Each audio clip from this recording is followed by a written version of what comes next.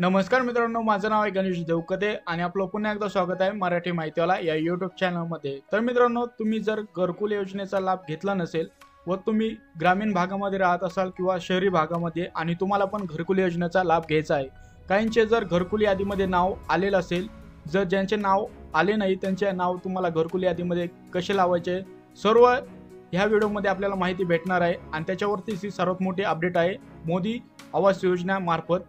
तर मित्रांनो, इथं बघू शकतात की घरकुल योजना राबवण्याबाबत तर हा एक नवीन जी आर आलेला आहे आणि याच्यामध्ये सर्व अपडेट आहे। व्हिडिओ शेवटपर्यंत बघायचा आहे आणि अशाच लेटेस्ट अपडेट मी तुमच्यासाठी घेऊन येत असतो, त्याच्यासाठी आपल्या यूट्यूब चॅनलला लगेच सबस्क्राईब करून ठेवायचं आहे। तर मित्रांनो, चला व्हिडिओला सुरुवात करूया। इथे बघू शकता मित्रांनो, महाराष्ट्र शासन आता इतर मागास बहुजन कल्याण विभाग हा जी आर आलेला आहे मित्रांनो 28 जुलै 2023 पासून। आता इथं बघू शकतात ग्रामविकास विभाग शासन निर्णय क्रमांक इथं पूर्ण त्यांची नोंद दिलेली आहे। आता इथे प्रस्तावना कशी मांडलेली आहे, सर्वांसाठी घरे 2024 हे राज्य शासनाने धोरण असून, कारण की हे राज्य शासनाचे धोरण आहे आणि हे जी योजना आहे 2024 मध्ये राबवण्यात येणार आहे। तर जे पण नागरिक आहेत त्यांना घरं नाही किंवा कच्चे घर आहेत आणि त्यांना पक्के घर बनवण्याचं आहे, तर हे सर्व हक्क हे नागरिकांना मिळाले पाहिजे। या केंद्र सरकारकडून ही प्रस्तावना किंवा ही नोटीस जारी केलेला आहे। इथे बघू शकतात सर्व माहिती दिलेली आहे। पंडित दीनदयाळ उपाध्याय घरकुल जागा खरेदी अर्थसहाय्य योजना तसेच निवासी प्रयोजनार्थ अतिक्रमणे नियाकुल करणे, म्हणजे काही अतिक्रमणे असले ते हटवून तुम्हाला जे गरीब आहे त्यांच्यासाठी पक्के घरं बांधून देणे हे केंद्र सरकारमार्फत होणार आहे।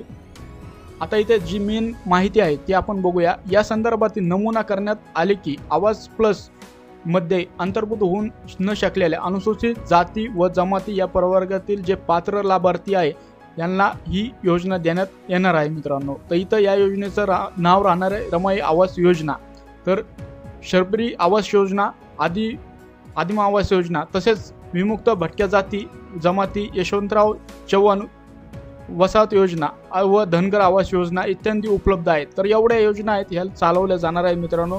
आणि जे पण या प्रवर्गातून अर्ज करायचे आहे ज्यांना व या योजनेचा लाभ घ्यायचा आहे तर ते प्रवर्ग दिलेले आहेत, तर तुम्ही यासाठी अर्ज करू शकतात आणि जे अर्ज आहे ते पण आपल्याला कसे करायचे हे लवकरच कळणार आहे।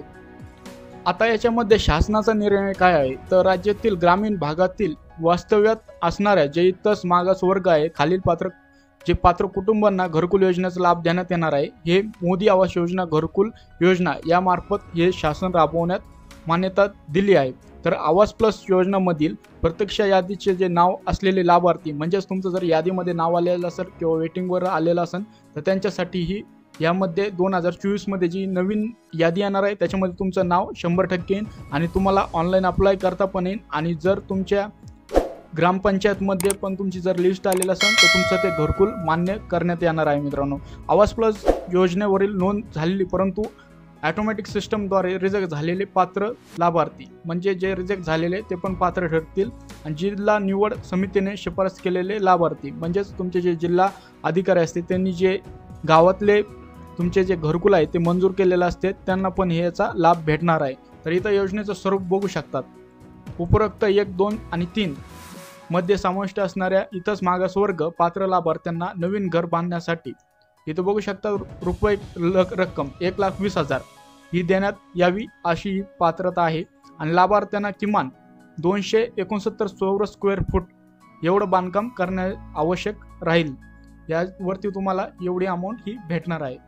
आता खाली मेन काही 4 पॉईंट दिलेले आहे। योजनेच्या अंतर्गत लाभार्थी निवड वरील 1, 2, 3 मधून उपलब्ध कुटुंबांना यादीमधून निवड करण्यात येणार आहे आणि सदर उपलब्ध यादीमध्ये प्राप्त उद्दिष्ट अनुषंगाने जे प्राधान्य क्रमानुसार आहे ग्रामसभेमार्फत यांची जी पात्र लाभार्थ्याची निवड करण्यात येणार आहे। आणि सोबतच या योजनेअंतर्गत पात्र लाभार्थ्यांना स्थळ पाहणी यापूर्वी झाली नसेल तर अशा लाभार्थ्यांची स्थळ पाहणी करण्यात येईल आणि त्याच्यानंतर ते घरकुल हे मंजूर करण्यात येणार आहे। ग्रामसभेमार्फत निवड करण्यात आलेले लाभार्थी छाननी तालुका स्तरावर गट विकास अधिकारी यांच्यामार्फत ही जी यादी आहे ही मान्य करण्यात येणार आहे आणि यांची जी जिल्हा स्तरावर पाठवण्यात येईल।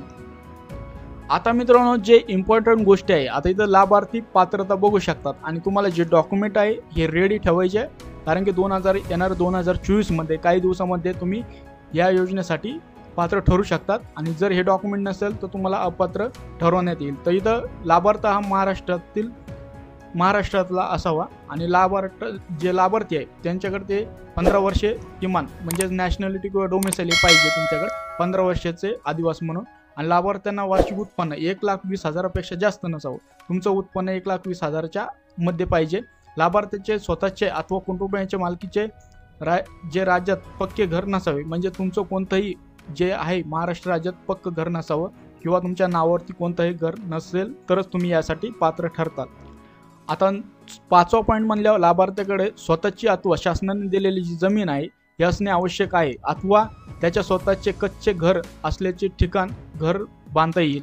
आणि लाभार्थी कुटुंबाने महाराष्ट्रात अत्यंत कोठेही शासनाचे कोणतेही गृहनिर्माण जे गृहकर्ज आहे याचा लाभ घेतलेला नसावा, तेच यासाठी पात्र राहणार आहे। एकदा लाभ घेतल्यानंतर लाभार्थी पुन्हा लाभ घेण्यात पात्र राहणार नाही, हे पण तुम्ही लक्षात ठेवायचं आहे। आणि लाभार्थी हा प्रधानमंत्री आवास योजनेचा किंवा ग्रामीण हे 2 योजना आहेत, एक आवास योजना ग्रामीण आहे आणि एक शहरी भागासाठी, तर अंतर्गत कायमस्वरूपी प्रतीक्षा म्हणजे वेटिंग लिस्टमध्ये समावेश नसावा।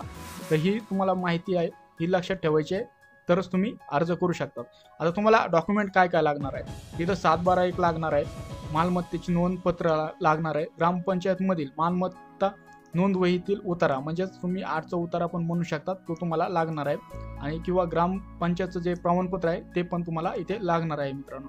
जर कास्टमधून येत असाल तुम्हाला जातीचं प्रमाणपत्राची पण गरज राहणार आहे आणि सोबतच एक स्टॅम्प म्हणजे स्वतःची अटेस्टेड सिग्नेचरवालं जातीचं कास्ट सर्टिफिकेट लागणार आहे। सोबत आधार कार्ड लागणार आहे, स्वेच्छेने दिलेल्या आधार कार्डची प्रत लागणार आहे, रेशन कार्ड लागणार आहे, निवडणूक ओळखपत्र म्हणजे मतदान कार्ड लागणार आहे, सोबत विद्युत बिल म्हणजे तुमचं लाईट बिल पण पाहिजे, याच्यासाठी मनरेगा जॉब कार्ड पण पाहिजे आणि स्वतःचे नाव वापरात असलेले बचत खाते म्हणजे कोणतंही सेव्हिंग अकाउंट तुम्हाला इथे लागणार आहे, कारण की जे पण इन्स्टॉलमेंट आहे घरकुल बांधल्यानंतर तुम्हाला ते त्या बचत खात्यावरती ह्या इन्स्टॉलमेंट येतील। तर मित्रांनो जे वरचे पॉईंट आहेत हे पॉईंट तुम्हाला लक्षात ठेवायचे आहे आणि हे सर्व जे डॉक्युमेंट आहे हे जर याच्यातले काही डॉक्युमेंट नसेल तर तुम्ही लवकरात लवकर तयारी लागून जा, हे डॉक्युमेंट काढून घ्या, कारण की तुम्हाला जर घरकुल योजनेसाठी पात्र राहायचं असेल तर तुमच्याकडे डॉक्युमेंट असणं बंधनकारक आहे, त्याशिवाय तुम्हाला घरकुल योजनेचा लाभ घेता येणार नाही। तर मित्रांनो आपण जी सर्व माहिती होती आणि जी अपडेट होती ह्या GR मध्ये संपूर्ण A to Z माहिती बघितली आहे व तुम्हाला जर ह्या PDF ची जर लिंक पाहिजे असेल तर आपल्या व्हिडिओच्या डिस्क्रिप्शनमध्ये तुम्हाला भेटून जाईल। ही माहिती तुम्हाला आवडली असेल तर नक्कीच आपल्या व्हिडिओला लाईक करा, आपल्या मित्रांमध्ये ज्यांना कोणाला घरकुल योजनेचा फायदा घ्यायचा असेल त्यांच्यामध्ये हा व्हिडिओ नक्की शेअर करा, त्यांना पण या योजनेचा फायदा होईल व त्यांना डॉक्युमेंट काढण्यास मदत होईल। व्हिडिओ जर आवडला असेल तर नक्कीच लाईक करा। अशाच लेटेस्ट अपडेट्ससाठी आपल्या YouTube चॅनलला लगेच सबस्क्राईब करून ठेवा। व्हिडिओ बघितल्याबद्दल आपल्या सर्वांचे धन्यवाद।